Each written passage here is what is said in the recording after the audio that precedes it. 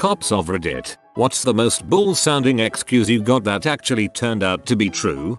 Not a cop, but my dad rolls cigars. He uses this white powder called vegetable gum to seal the wrapper. You mix it with some water and it gets sticky and clear. In powder form it looks similar to C. My dad had a massive bag on him after a rolling event one night and got pulled over for a traffic violation. They saw the bag of powder laying in a box and asked what it was, and my dad told them. I guess they didn't believe him because they called back up. They had my dad cuffed while they tested it, and sure enough it came back as not C. They let him go, but it still cracks me up hearing the story. Not a cop, but my dad rolls cigars. Lol wax sentence.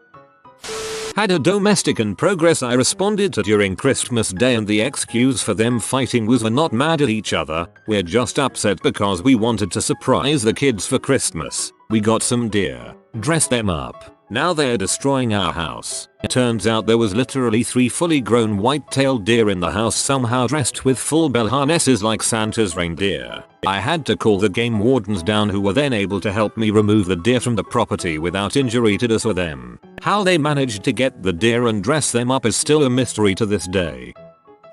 Okay, so legit answer. One night I'm out working, and as I go down the street, fairly nice middle class area surrounded by some high crime neighborhoods, around midnight I see a dude on a bike, no lights on, pulling a lawnmower behind him on a rope. I immediately flip a 180 and light him up. Recognize the guy as a local homeless dude with some prior burglary theft arrests. I walk up and just open with "Dude, come on." Guy holds his hands out and swears he didn't steal the lawnmower. Claims someone just gave it to him. I ask who, and he doesn't know a name. So I demand he tell me where to find said lawnmower owner. The directions he gave were literally go that way a bit, then right at a stop sign, and take one of those side streets that way. It's about halfway down a street, at a house that has a pickup and a car in the driveway. By this point backup had arrived, so I'll leave him in the presence of backup and drive off in search of his mythical donor of lawn equipment. I made a decent guess as to the first turn, then flipped a mental coin as to which of the next 3 side streets he would have gone down. I pick the second of the 3 streets and start down it. Every other freaking house has a truck and car combo. There must have been a dozen houses that matched the description.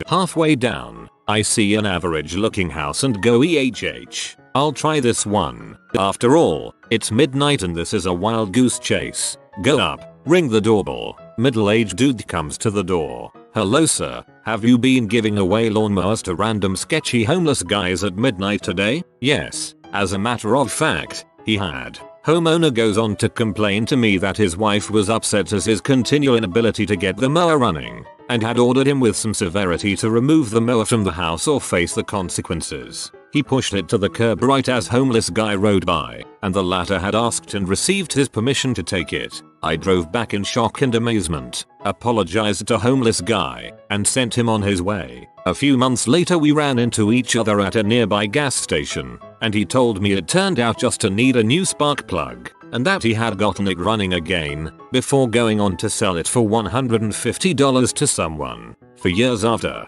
whenever I would run into him, he would always make sure to remind me of the money he made from selling that stolen lawnmower. Lol. Man, the odds of guessing the right street and house.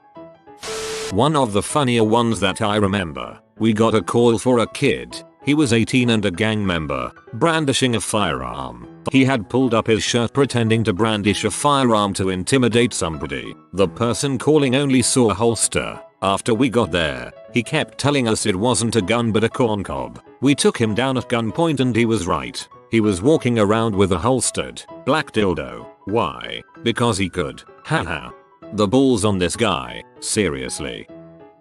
Not really an excuse, but shocked the crap out of me. I've always been told a diabetic with high blood sugar acts the same as someone who is drunk.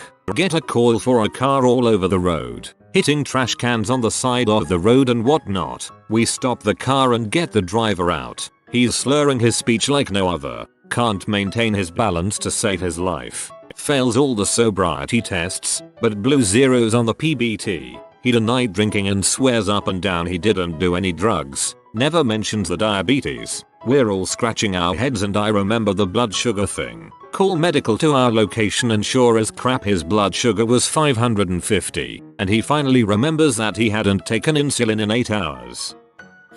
My dad is an officer and he pulled someone over for speeding and running a red light and they said their breast implant burst. He called EMS to rush them to the hospital and turned out it did and it's actually very dangerous if they leak.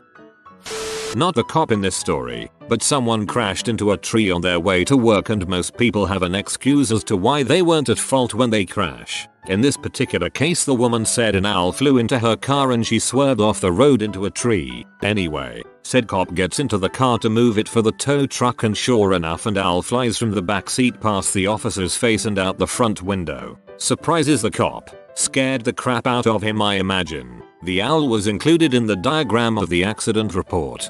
I wanna see this diagram. Not a cop. I am an attorney. I had a client who agreed to cooperate in a criminal matter. He was charged in a drive-by shooting. As part of the cooperation he had to divulge where his gun came from. He told the prosecutor that he found it in a tree. The prosecutor got angry at the response. He began to lambaste my client. When the detective said, "Wait, I had a case where the shooter claimed to have hidden his gun in a tree, but it wasn't there when we went to get it." He asked my client where the tree was located. Same tree. I was as surprised as the prosecutor that he had told the truth. Was doing a tour as an MP. Not my normal job, but whole other story, and we got called on a domestic. At the house, there is this huge corn-fed guy about 6 feet 4 inches and 275, and a petite Asian girl about 4 10 inches and 95 pounds soaking wet. The whole house was in disarray, and the call had come because of yelling heard by the neighbors. She was crying and talking in an Asian language that none of us understood, and kept gesturing toward her huge husband. He wasn't talking. We wrap him up, take him to the station, and are trying to interview him, but he's not saying much. We intend to charge him with domestic assault. We notice somewhere along the way that he has horrible welts all along the backs of his hands and along his forearms. It took a lot of prying, but we finally got out of him that his wife would beat him with wire coat hangers when she was mad, and apparently that was pretty often. He was too embarrassed to admit to anybody that he was being abused by his wife who was less than a third of his size.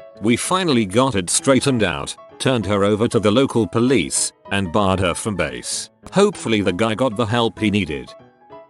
Not a cop. Family friend was. Pulled a guy over who was speeding profusely. Guy was obviously disheveled. He said he was headed to the hospital because he had a tick on his dong. Cop was confused, but he escorted him there, then waited in the lobby to check on him see if he was blowing smoke. After a while, he asked the desk what was going on, why it took so long to take a tick off his penis. Her reply, it wasn't on it, it was in it.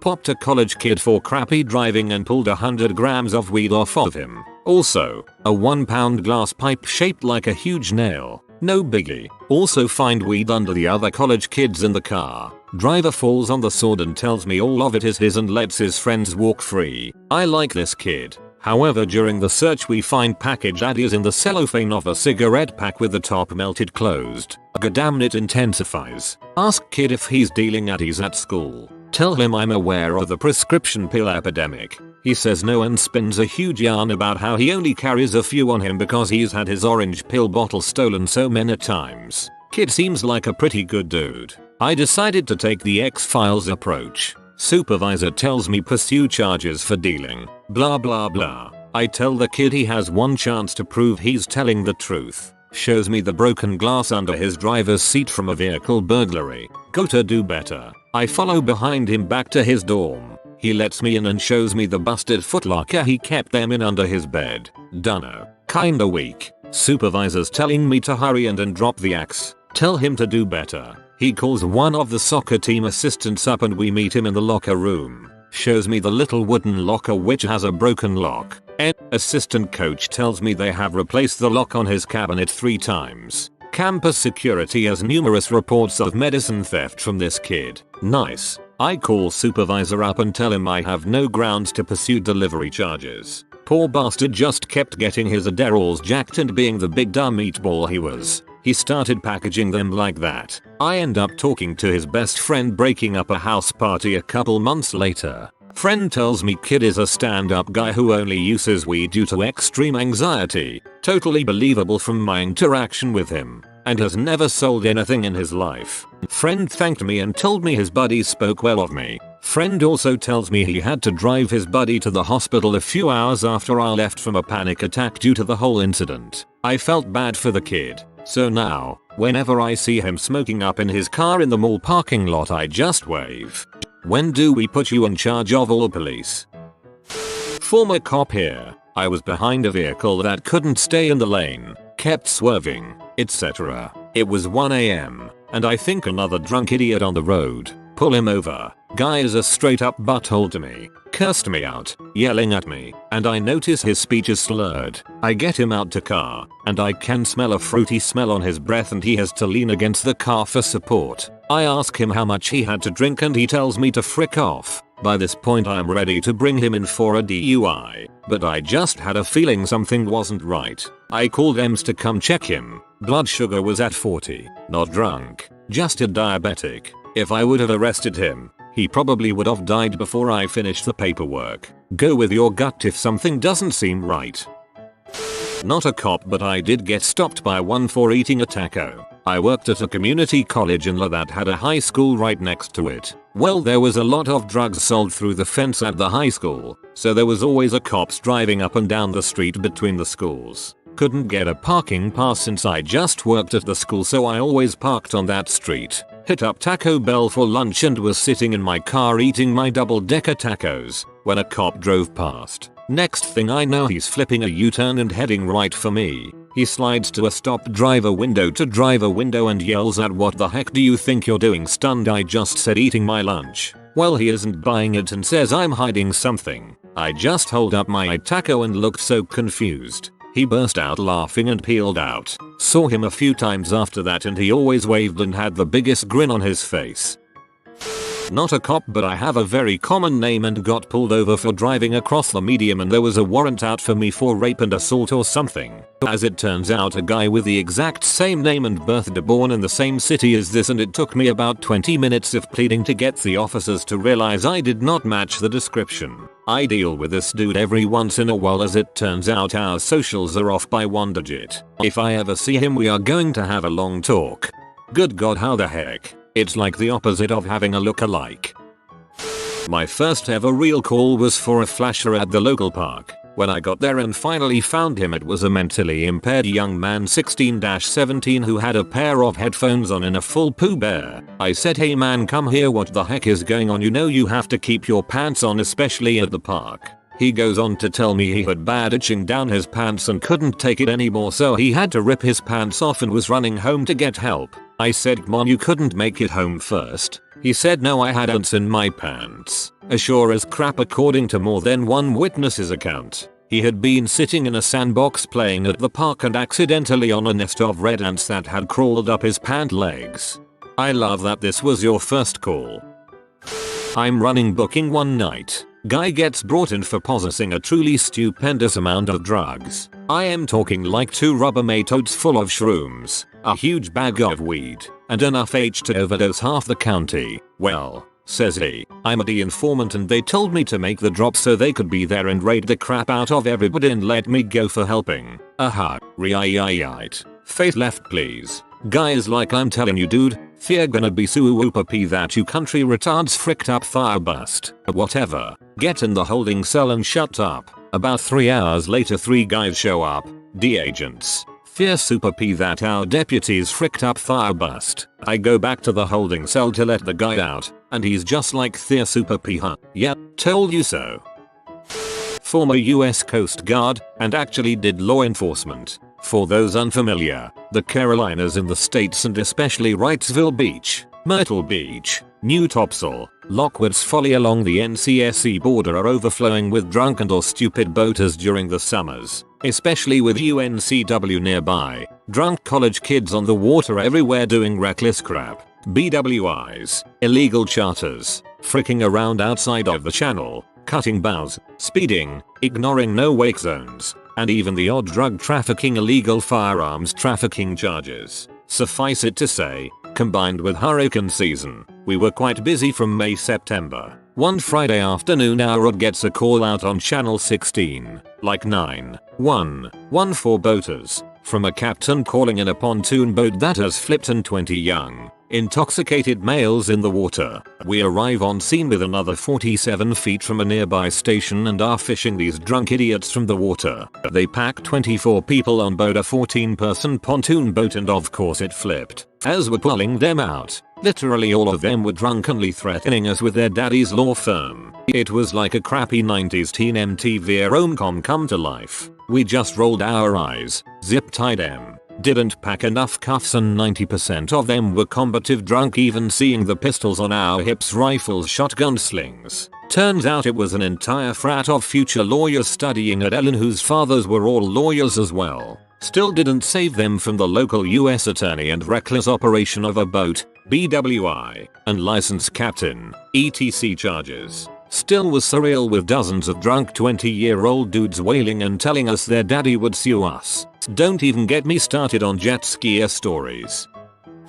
Not a cop, but I had a run-in with one that was really funny once. When I was 18, I was on a double date with a friend, and we stepped out of a restaurant to smoke. A cop came up and started harassing us, telling us there had been break-ins into cars in the area. Eventually, he said he needed to pat us down, and he pulled a brown paper bag out of my friend's pocket. He got a smug look on his face and asked, "So, what's in here?" "Huh," my friend said, "the Emancipation Proclamation," with a completely straight face. The cop opened the bag, pulled out a small booklet, got embarrassed, and let us go. My friend had been to the Lincoln Museum earlier that day and did actually have a small copy of the Emancipation Proclamation in his pocket.